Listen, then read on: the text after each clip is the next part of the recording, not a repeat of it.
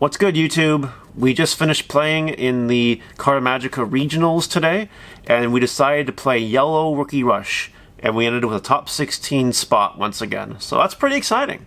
The reason I decided to play pure Yellow Rookie Rush and not anything else, like Green Rookie Rush or whatever with the yellows, are because I didn't want the potential of bricking at all today. I've had a very big curse, as my Twitch community knows, of making it to the last round of a tournament and then bricking. And it sucks. Really bad. So I thought by playing just pure Yellow Rookie Rush, most of the bricks would be eliminated. And most of the bricks were eliminated. So that's good. I've tested this deck a little bit. I've really only had one really unplayable hand with this deck out of lots of games. And the rest were playable. The rest were good. It does suck. It has a little less power than Green Yellow Rookie Rush because it doesn't have the green rookies that are 5,000, nor does it have options Needle Spray or Flower Cannon, or even Puppetmon.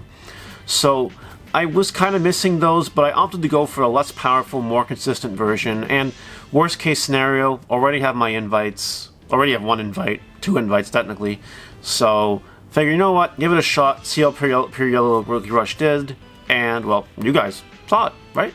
So we'll go ahead and talk about the deck profile, what's in it, and then if you could be so kind as to like the video, leave your comment on what you think about this deck, subscribe if you haven't already, turn the notification bell on to smash potatoes, that way you know when all these amazing Digimon videos come out, and don't forget that you can catch me playing live on Twitch. So if you guys haven't followed me on Twitch, link is in the description, definitely don't do that. Alright, deck profile, starting with babies. 4 Upamons, let you draw a card when you have 3 or less security when attacking once per turn. Draw power is really good, and it's easy to get 3 or less security in this deck. And then 1 Pikmon for the final baby, because sometimes it comes off the minus 1,000 when attacking. Sometimes you have multiple rookies on the field, so it comes in handy. No changes, babies are fine. Okay, we're going to do everything except the Digimon first in this deck profile, just to make life easier. 4 TKs, because it's a memory tamer, and adding any card from your security to your hand is really good, and then recovering. Usually I'll grab Blinding Rays if I see them. If I don't see Blinding Rays, or I need a rookie, then I'll just take a rookie. And that's it. That's really it for those. In terms of options, we're only playing 8 options in the deck. We're playing 4 Spiral Masquerade, 3,000 DP drop for each Digimon you have in play. It costs 4 to hard play, which you do sometimes to kill big things. Also, it activates security, which is why you kind of want to try to have a big board at all times, because you never know when you hit a Spiral Masquerade security and you just blow up their board. So this card is very powerful. We play 4 of it.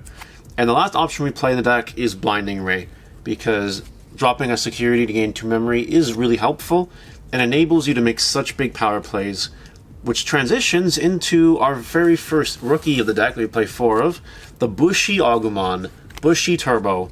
That's right, we're still going on the 4 Blinding Ray, 4 Bushi for game. If you start your turn with a TK and then you have Blinding Ray Bushi, you can potentially just attack for game and your opponent can't do anything about it. Very exciting, always very fun. Do very much enjoy the Bushi Agumons because of their rush ability. They can just haste in and swing for game, and there's nothing wrong with that. Then we're playing 4 Pulsemons because Pulsemon is broken. It's a really good rookie. It's probably the best yellow rookie, to be honest, in terms of yellow rookies.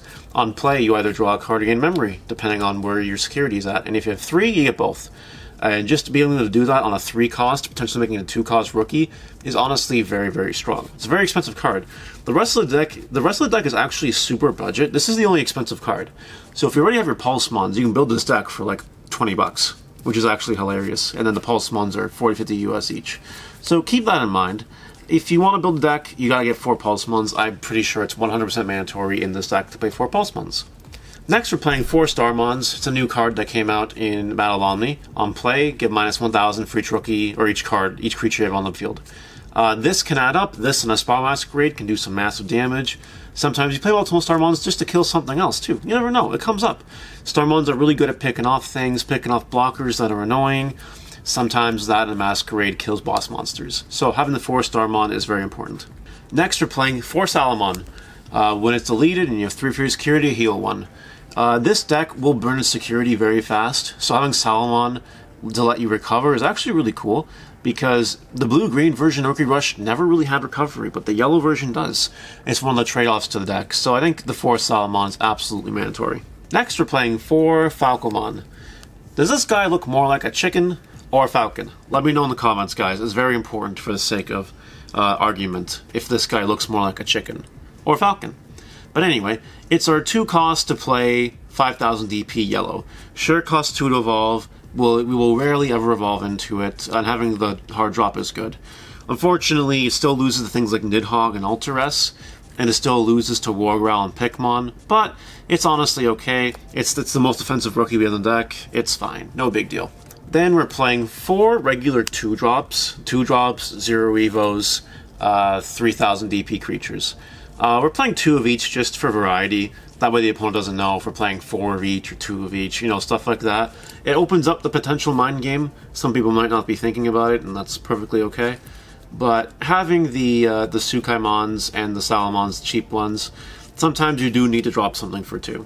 And well, those are the other options besides freaking green Digimon, which we're playing, or the Falcomon. So 4 of them is fine. Never wish I had any more or less. Next up, only 2 Lotmon.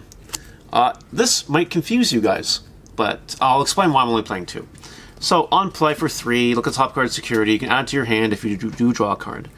The issue with Lotmon is, while it's a very good card, and usually to draw 2, sometimes it's just a 3-cost rookie that does basically nothing, which isn't the best feeling in the world. It's not something I want to play 4 of, because I also don't want to fall into the trap where I maybe take 1 too many security with Lotmon and then I lose the game. Having 2 is a very controlled number. It forces my Lotmons to be a little more valuable each time I use them, and I'm not just spamming Lotmons for the sake of spamming Lotmons. There's less room to misplay when you're just playing 2 as opposed to 4. That's why I'm playing 2. Should you play 4? I mean, I was playing 4 for a bit and I really liked it, so you can probably get away with playing 4, but I think 2 is perfectly fine. I didn't really wish I had Lotmon at any point in time. I didn't have Lotmon, so take that as you will. 2 was fine. If you want to play 4 or 3, whatever. I respect that. It's all good. Next we're playing 2 Kudamon.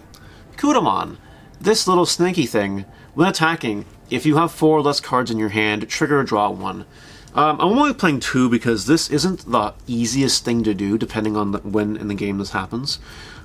Sometimes you're playing the Rookie Rush game and you're always drawing and evolving, and you have a lot of cards in hand. So like Kudamon, in those cases, pretty useless. But sometimes you'll draw Kudamon in a situation where you have 4 cards in hand. Sometimes early game that happens. Maybe very first turn of the game, you evolve into Kudamon, you draw, you play a Falcomon for 2. Alright, the opponent goes, maybe they leave with 2 memory or something. So you play another 2-drop, and then you can attack with Kudamon and draw a card with it. So it doesn't come up super often, but when it does come up, it is nice. Did I ever really manipulate my hand in a way that was kind of awkward in order to draw with Kudamon? Maybe a couple times in testing, but 2 is fine. I was never really wishing I had multiple copies of this card because it costs 3 to play. It's only 1,000. This card literally loses 2 breathing on it. A Pikmon can kill it, a Koromon can kill it, anything can kill this card. You can hard drop a Starmon with nothing else on board and kill it. So Kudamon isn't really the most sustainable level 3 in the deck, so we're only playing 2 of it, but I think 2 of it was fine. The final rookie we're playing, 2 Cutemon. Costs 3 to play and it's 3,000, so it's kind of beefy. But the opponent's turn, your opponent can't reduce Digivolution costs. So this shuts off things like Hidden Potential Discovered, Imperial Dramon, and Mega Digimon Fusion. And maybe the other thing I'm forgetting too, maybe I'm forgetting something, I don't know. But Cutemon says no to those kind of cards. Now, those matchups aren't super common, which is why I'm only playing 2, but having those matchups in testing against those decks, having the Cutemon on field was really valuable.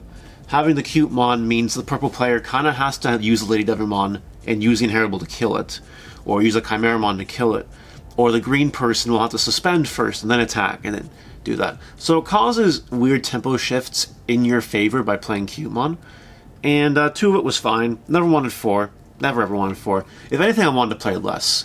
Not honestly the most super impressive card in the world, but I think 2 is fine. Final 4 cards in the deck are 4 Turimon. Just having a 1 cost to evolve champion with 6,000 power, mind you, is actually really helpful.